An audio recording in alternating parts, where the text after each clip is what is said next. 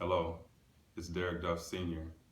And as I promised on today, February 1st, 2016, I'll be doing part two of the reading for the introduction from my upcoming book, which is called A Father's Love, My Promise to Derrick Jr. I'm thinking that the video is going to be approximately 14 minutes long, so I'll just get right into the reading.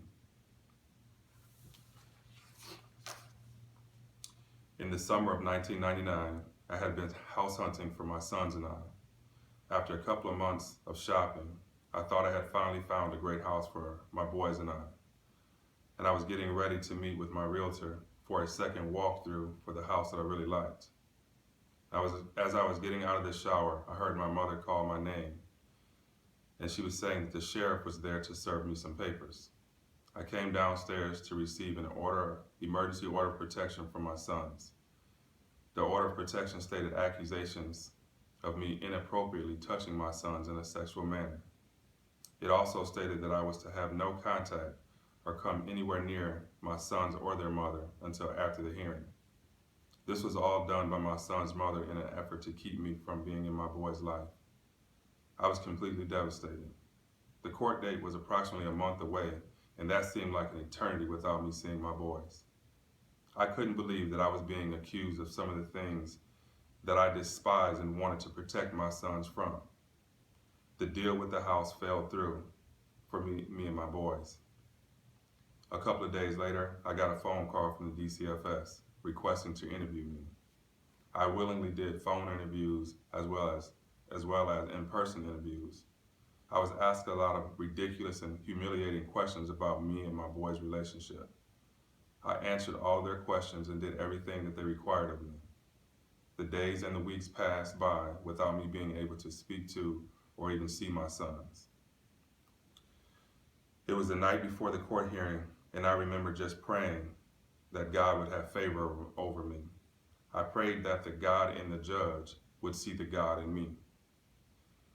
The judge ruled in my favor because he found her to not be telling the truth on at least 3 occasions, and he actually documented this in his order. The judge also ordered that I be able to see my sons effective immediately. This was a great victory in the first court battle that I would have with my son's mother, but it was definitely not the last. A couple of years passed and my life seemed to be moving in a positive direction. My relationship with my dad was growing stronger each year. My current girlfriend and I were expecting our first child together at the beginning of 2001. Then, on January 13th, 2001, the morning of my 27th birthday, I received an incoming call from my dad's home phone number. I thought it was my dad calling to wish me a happy birthday, but I was wrong. It was one of my older brothers calling me from our father's house. He was calling to tell me that an ambulance was about to rush our dad to the hospital. When I asked my brother what was wrong with our father, he replied, "I don't know, bro. Pops just told me he was using the bathroom and a lot of blood started coming out." And that's when I remember talking to my dad a few weeks earlier, and he mentioned that he had seen a little blood while he was using the bathroom that morning.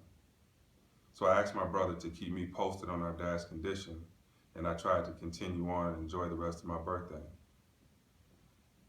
This was easier said than done because my dad's health stayed on my mind. The days turned into weeks, and my dad was still in the hospital, and his condition continued to deteriorate. After a couple of weeks of testing, the doctor determined that my dad had colon cancer. Then at the beginning of February, I got a call from my aunt in St. Louis. My aunt lived in Detroit at the time, but she pretty much moved to St. Louis to be there for my dad once he had gotten sick. My aunt encouraged me to try to make it back to St. Louis as soon as possible. She began telling me that the doctors didn't think my dad was going to make it much longer. I was completely blown away by what she was telling me and how fast his condition had gotten worse. I told my aunt that I would be back to St. Louis as soon as I could. I finished working at the barbershop that Saturday, and later on that night, I was on the highway headed back to St. Louis. EB, who was a friend of mine, rode with me. He had been to St. Louis with me before and met my dad. Once EB and I arrived at the hospital, I never broke my stride as I got out of the car and headed towards my dad's room. I entered the room and I could hear my dad, as I entered the room, I could hear my dad snoring before I could even see him. As I approached his bed and slowly pulled the curtain back, I was totally surprised by what I saw. My father is a very big man, and he stands about 6 feet 6 inches tall and normally weighs about 290 pounds. As I looked over at my father, I immediately noticed that he had lost between 60 and 70 pounds. I noticed that he had lost so much weight that it looked as if his teeth could no longer fit in his mouth as he slept with his mouth wide open. My dad's legs were propped up on the bed, and they weren't even half the size that they normally are.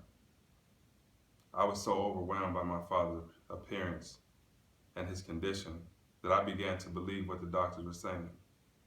After standing over my dad and watching him sleep, I looked over at EB and inadvertently said, "He's finished."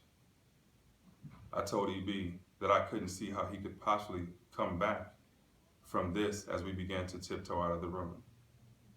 That's when my dad woke up and called my name.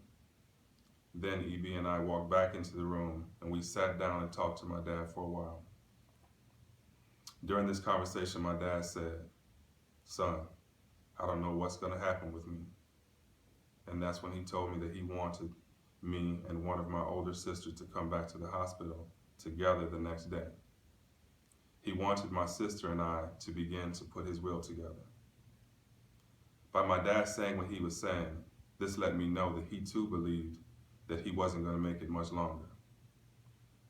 My dad began to doze off several times during our conversation. I told my dad that I would honor his word and that I was going to leave him and let him get his rest. I leaned over to give him a kiss and I told him that I loved him. The next day, my sister and I met at the hospital to honor our father's wishes. From that point on, I continued to travel back and forth to St. Louis to be there for my father. The traveling was hard on me because I had to be home as much as I could to be there for my girlfriend who was expecting at the same time. Then one night, after I had finished working, I got a call from my aunt in St. Louis. My aunt tried updating me on my father's condition, and a doctor walked in the room at the same time. The doctor got on the phone and began explaining to me that the test showed that my dad now had a hole in his intestines. That's when I asked the doctor if the hole could be repaired. The doctor told me that he didn't believe that my dad was strong enough to survive yet a third surgery. I may have been in denial about what the doctor was saying, as I said, I don't understand, Doc. That's when he told me that my father isn't eating and he can't eat until the hole closes. He said that my dad was already weak from the 2 prior surgeries, and now that he can't eat, he has no strength at all.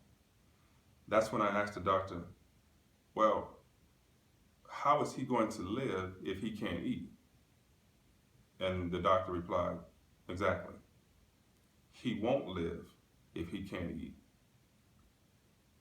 All we can do is hope and pray that the hole closes on its own.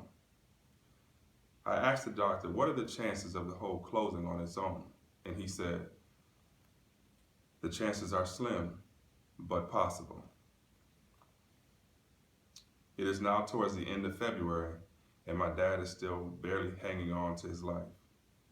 One morning while I was talking to my aunt, I asked her how much did my dad weigh. She told me that they had actually weighed him earlier that morning and he now weighed 190 pounds. That means that he had lost around 100 pounds.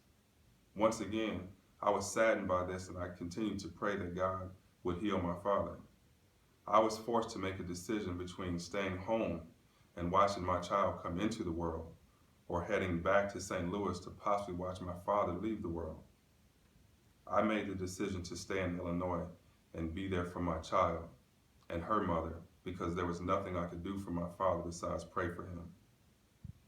On February 25th, 2001, my girlfriend and I welcomed our healthy, beautiful daughter, Derrick J. Duff, into the world.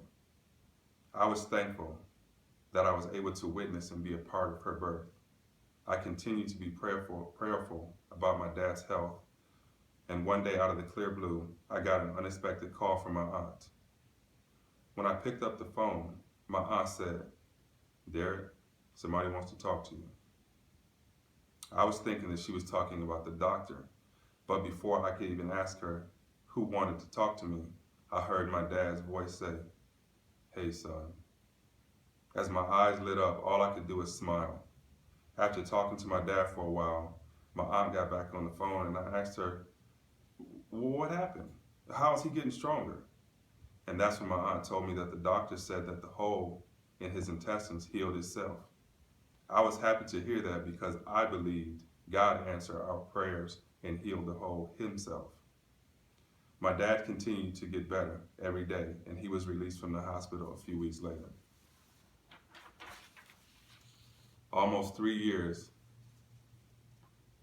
later, we welcomed our second baby girl, Derrick J. Duff, into the world on January 2nd, 2004. I now have two healthy and beautiful little girls in addition to my handsome little boys. There was nothing in the world that I was more proud of than my four beautiful blessings from God.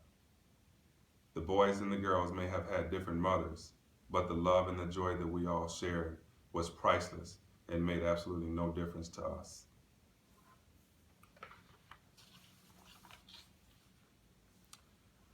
So, as I stated in part one of the introduction, I was looking for 500 people to pre-order their books, in which I haven't even reached the goal halfway yet.